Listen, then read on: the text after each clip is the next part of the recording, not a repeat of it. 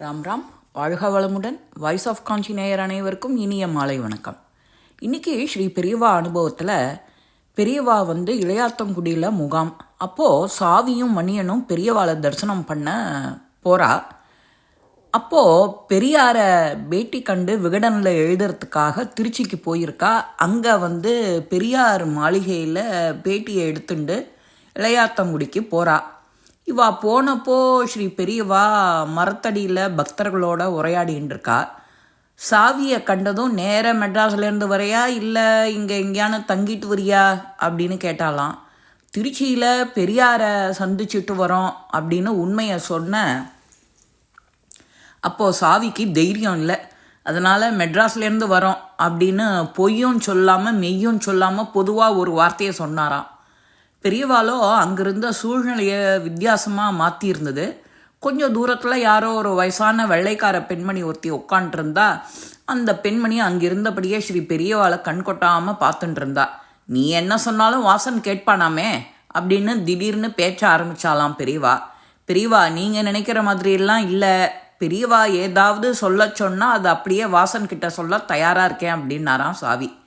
உங்கள் விகடனில் கிறிஸ்துவ மதத்தில் சேர சொல்லி வாரம் ஒரு விளம்பரம் வருதே, அதை பார்த்துருக்கியோ? பார்த்துருக்கேன்.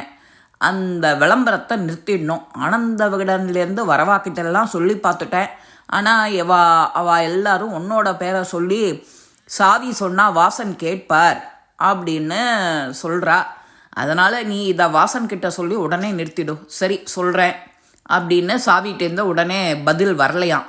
பெரியவாக்கிட்டே கொஞ்சம் வாதாடுறார். இந்து மதம் கடல் போன்றது, பெரும் சிறப்புகளை உள்ளது. அது அவ்வளோ எளிதில் அழிஞ்சிடுமா என்ன? ஒருவேளை இந்த விளம்பரத்தை பார்த்து கொஞ்சம் பேர் கிறிஸ்தவ மதத்துக்கு போய் தான் விடுறான்னு வச்சுக்குவோம். ஆனால் ஹிந்து மதத்துக்கு பெரிய நஷ்டம் ஏற்படுற போகிறதில்ல. அது அத்தனை பலகீனமான மதமும் இல்லை அப்படின்னு துணிச்சலோட சொன்னாராம் சாவி. சாவி இப்படி பேசுகிறத பார்த்துட்டு பெரியவா கோபம் அடையலை. சரி, நீ அப்படியா சொல்கிற? இதப்ப 1920 எவ்வளவு பேர் இந்து மதத்துலேருந்து இந்த மதத்துக்கு மாறியிருக்கான்னு அப்படின்னு ஒரு புள்ளி விவரங்களெல்லாம் எடுத்து சொல்கிறாலாம் பெரியவா. வர வர இந்து மதத்துலேருந்து வேறு மதம் மாறுறவா எண்ணிக்கை தான் அதிகமாகிட்டே இருக்குது. இப்படியே போனால் என்ன ஆகும்? எறும்பு ஊற கல்லும் தேயுங்கிற பாலி ஆயிடும் அப்படின்னாலாம் பெரியவா. கொஞ்சம் நேரம் மௌனம். அதுக்கப்புறம் தொடர்ந்து பேசுகிறா. ஆர்த்தர் கோயிஸ்ட்ரால்னு ஒரு கம்யூனிஸ்ட் ரைட்டர் என்னை சந்தித்தான். பல கேள்விகள் கேட்டான். கிறிஸ்துவர்கள் பிரார்த்தனை செய்கிற சர்ச்சில் எப்போதும் அமைதியாக இருக்குது. ஆனால் உங்கள் கோயிலில் எப்போவும் வாத்திய சத்தம், குழந்தைகள் கூச்சல், மக்களோட இறைச்சல்னு ஒரே சத்தம்தான்.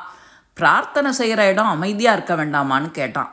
சர்ச்சுகள் நீங்கள் பிரார்த்தனை செய்கிற இடமா இருக்கிறதுனால அங்கே அமைதியாக இருக்குது.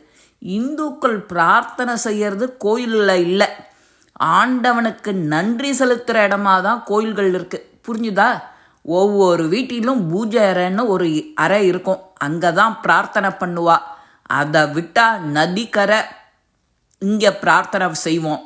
கோயிலுக்கு போய் நிவேத்தியங்கள் வைத்து ஆண்டவனுக்கு நன்றி செலுத்துவோம். விவசாயிகளோ அறுவடை முடிஞ்சதும் பொங்கலை பார்த்து பொங்கல் அன்னைக்கு ஆண்டவனுக்கு நன்றி செலுத்துறதுக்காக தான் அந்த பொங்கல் பண்டிகை கொண்டாடுறோம். ராஜாக்களுக்கு வரி கட்டி நன்றி செலுத்துறது போல ஆண்டவனுக்கு நன்றி செலுத்துகிறோம். அதனால் இந்துக்கள் நன்றி செலுத்துகிற சப்தமாக தான் இருக்கும். மேலதாளத்தோட மகிழ்ச்சி பொங்கும் அப்படின்னு நான் பதில் சொல்ல அவன் ரொம்ப கன்வின்ஸ் ஆகிட்டான். என்னை பார்க்கும்போது இயேசுநாதரை பார்க்குற மாதிரி இருக்குன்னு அவன் ஒரு புத்தகத்தில் குறிப்பிட்டிருக்கான். உனக்கு டாக்டர் ராகவன் தெரியுமோ இல்லையோ, மியூசிக் அகாடமி செக்ரட்டரி.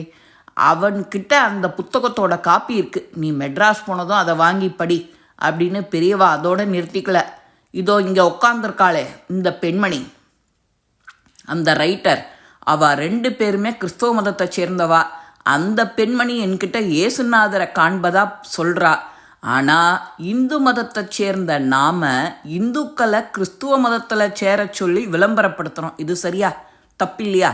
இதையெல்லாம் கேட்க கேட்க கேட்க சாவிக்கு பெரியவா பேச்சில் நிறைய நியாயம் இருக்குது. அவர் சொல்லி நாம் எதிர்த்து கேள்வி கேட்டிருக்கக்கூடாதுன்னு வருத்தப்பட்டு, நான் வாசன் அவர்கள்கிட்ட உங்கள் விருப்பத்தை சொல்லிடுறேன் அப்படின்னு அவர் விடை பெற்றிருக்கிறாராம். சாவி சென்னை திரும்பியதும் வாசன் இவாளை பார்த்து பேச பாலு அவர்கிட்ட முதல்லையே தெரிவித்து அபிப்பிராயம் அறிஞ்சிக்கிறது தான் முறைன்னு தீர்மானித்து பாலு கிட்ட விஷயத்த சொல்கிறாளாம். இது ஒரு விளம்பரம் தானே, நம்மளோட கருத்து இல்லையே, வியாபாரம் தானே, இது காஞ்சி பெரியவாளுக்கு நன்னா தெரிஞ்சிருக்குமே அப்படின்னாராம் பாலு.